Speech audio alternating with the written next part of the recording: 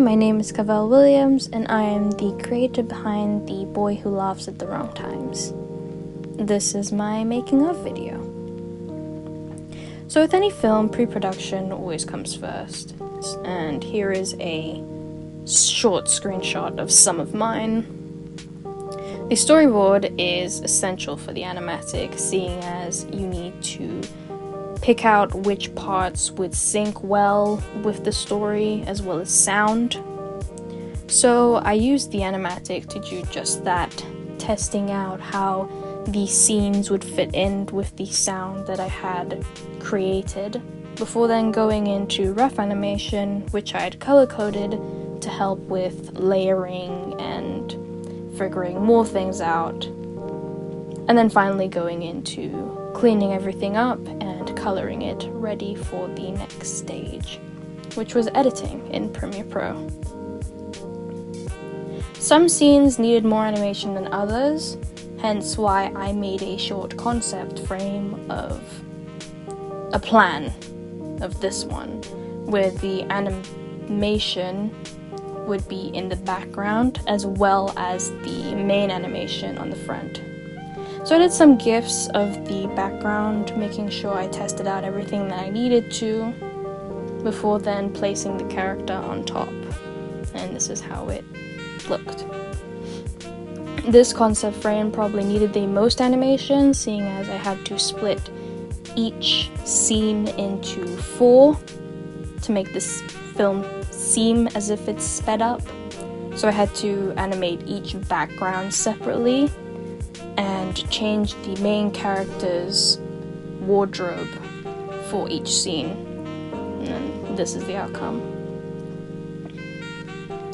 Given that the end of the film takes quite a dark, surrealist turn, I decided to draft out how I wanted it to look in 2D, well, the main parts anyway, before then heading over into Adobe After Effects and trying to morph what I already had into a different sort of medium, which would be an animated mask. And I used that 2D template as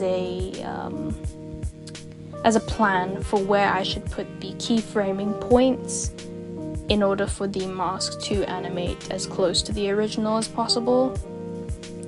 I find that it was quite complicated in the beginning, but after I exported all of my green screen components and put them together, it started to make more sense. And if you're wondering what texture I used, I just filmed some paper and edited it afterwards. So in the same breath of having such a dark twist to the end of the film, I decided to do a different background and attempted using the painting on water technique, where you would use the water surface as the canvas.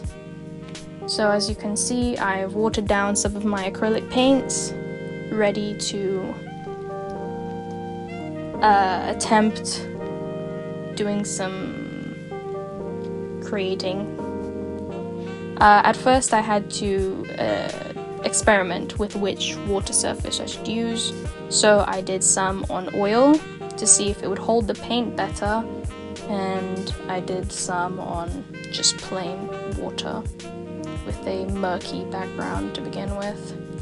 I found that oil worked better at holding the acrylic instead of letting it sink down, so that's what I went forward with, and these are my best outcomes.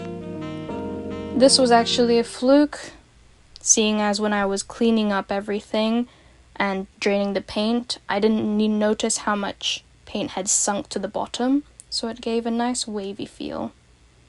And this is the final